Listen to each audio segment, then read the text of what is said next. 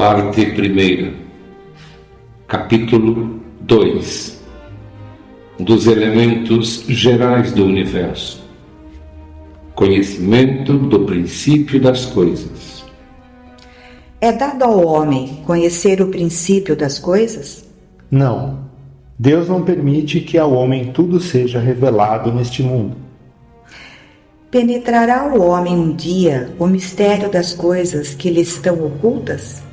O véu se levanta aos seus olhos à medida que ele se depura, mas para compreender certas coisas são-lhe precisas faculdades que ainda não possui.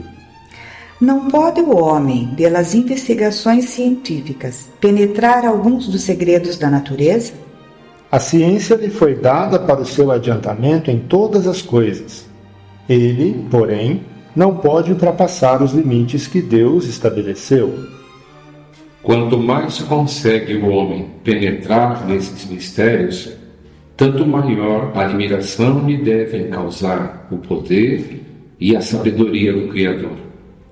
Entretanto, seja por orgulho, seja por fraqueza, sua própria inteligência o faz joguete da ilusão. Ele amontoa sistemas sobre sistemas, e cada dia que passa lhe mostra quantos erros tomou por verdades e quantas verdades rejeitou como erros. São outras tantas decepções para o seu orgulho. Dado é ao homem receber, sem ser por meio das investigações da ciência, comunicações de ordens mais elevada acerca do que lhe escapa ao testemunho dos sentidos? Sim, se o julgar conveniente, Deus pode revelar o que a ciência não é dado aprender. Por essas comunicações é que o homem adquire, dentro de certos limites, o conhecimento do seu passado e do seu futuro. Espírito e matéria. A matéria existe desde toda a eternidade, como Deus. Ou foi criada por Ele em dado momento? Só Deus o sabe. Há uma coisa, todavia, que a razão vos deve indicar. É que Deus, modelo de amor e caridade, nunca esteve inativo. Por mais distante que logreis figurar o início de sua ação, podereis concebê-lo ocioso um momento que seja?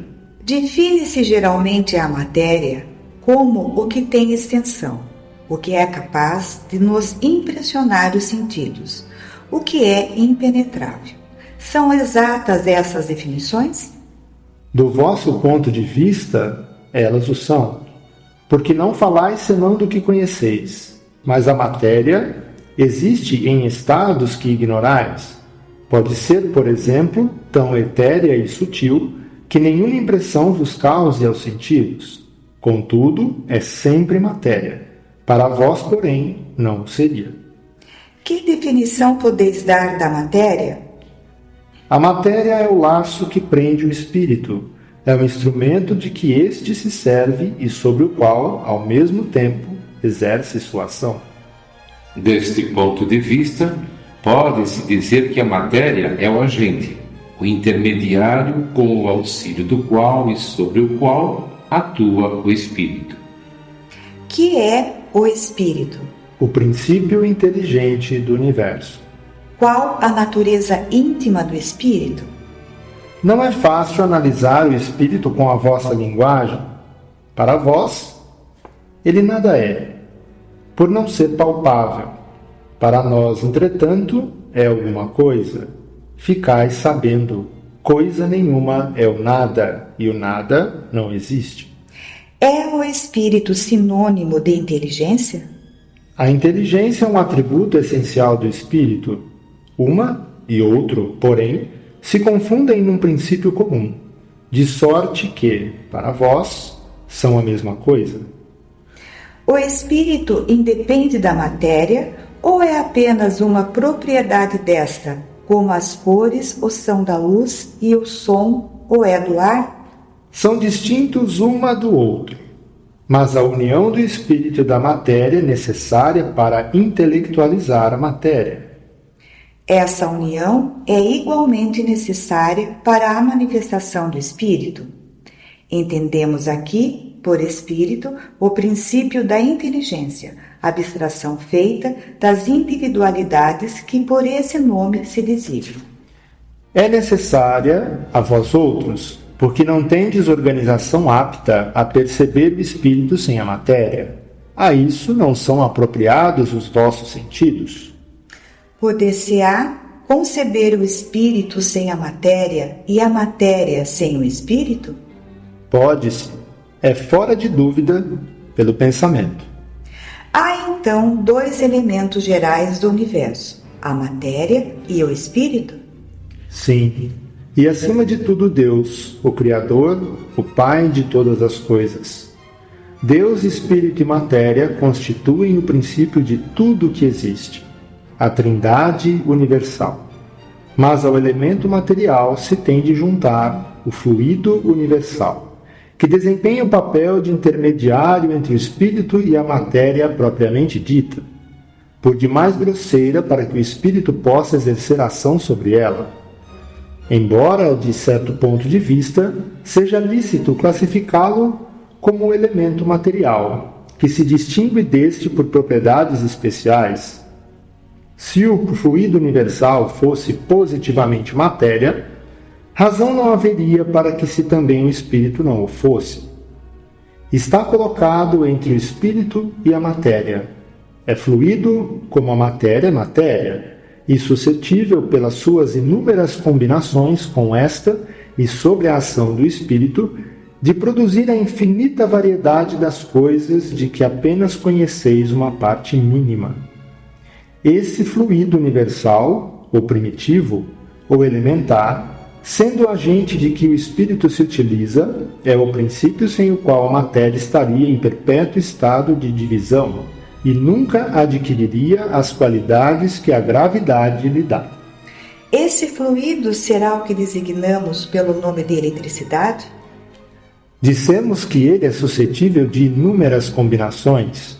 O que chamais fluido elétrico, fluido magnético, são modificações do fluido universal, que não é, propriamente falando, senão matéria mais perfeita, mais sutil e que se pode considerar independente.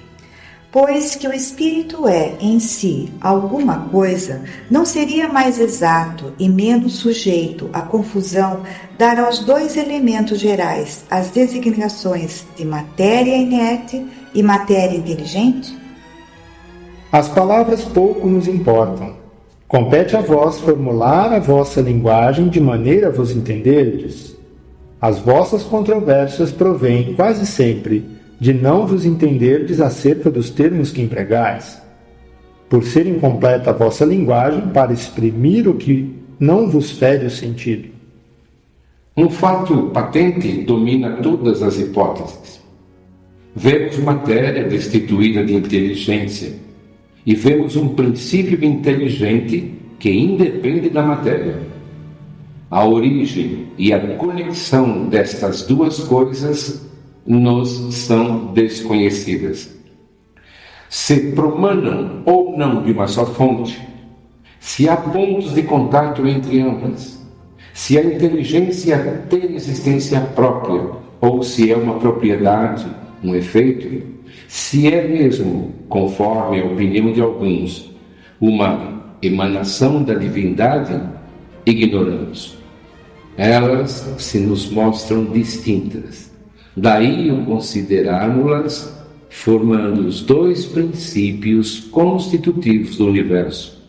Vemos, acima de tudo, uma inteligência que domina todas as outras, que as governa, que se distingue delas por atributos essenciais.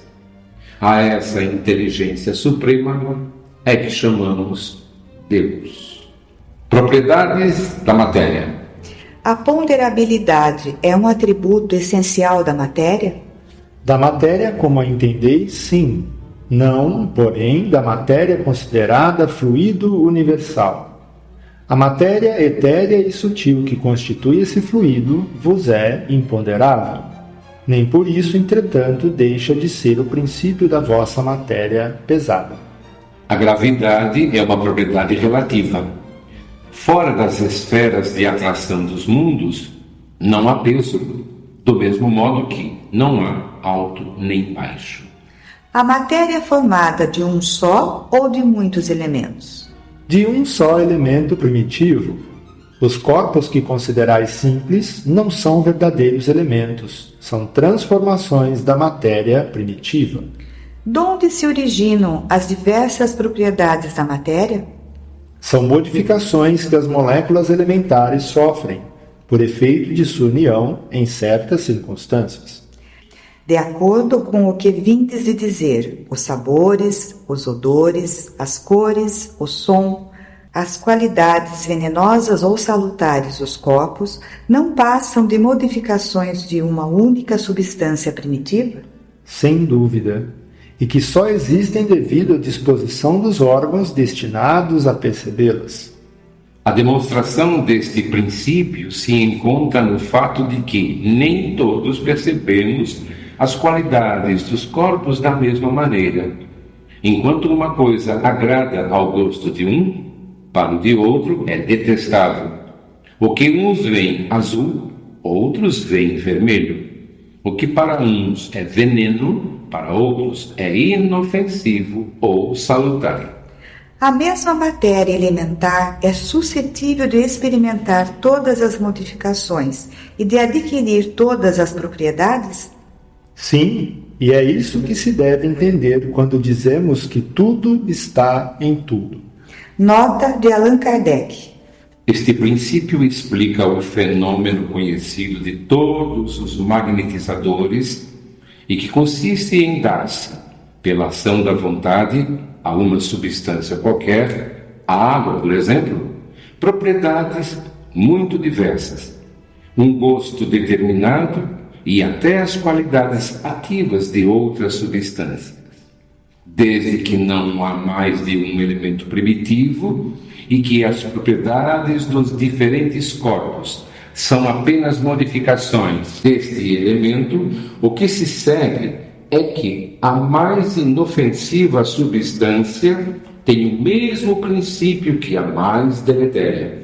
Assim, a água, que se compõe de uma parte de oxigênio e de duas de hidrogênio, se torna corrosiva, duplicando-se a proporção do oxigênio. Transformação análoga se pode produzir por meio de ação magnética dirigida pela vontade. Comentário de Kardec. O oxigênio, o hidrogênio, o azoto, o carbono e todos os corpos que consideramos simples são meras modificações de uma substância primitiva. Na impossibilidade em que ainda nos achamos de remontar, a não ser pelo pensamento, a esta matéria primária, estes corpos são para nós verdadeiros elementos e podemos, sem maiores consequências, tê-los como tais até nova ordem. Não parece que esta teoria dá razão aos que não admitem na matéria senão duas propriedades essenciais, a força e o movimento, entendendo que todas as demais propriedades não passam de efeitos secundários, que variam conforme a intensidade da força e a direção do movimento? É acertada essa opinião? Falta somente acrescentar, e conforme a disposição das moléculas, como o mostra, por exemplo, um corpo opaco, que pode tornar-se transparente e vice-versa. As moléculas têm forma determinada? Certamente. As moléculas têm uma forma, porém, não sois capazes de apreciá-la.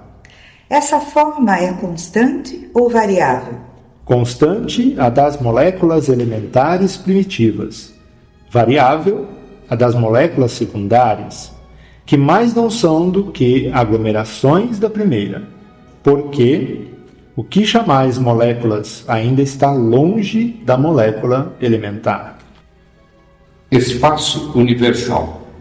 O espaço universal é infinito ou limitado? Infinito.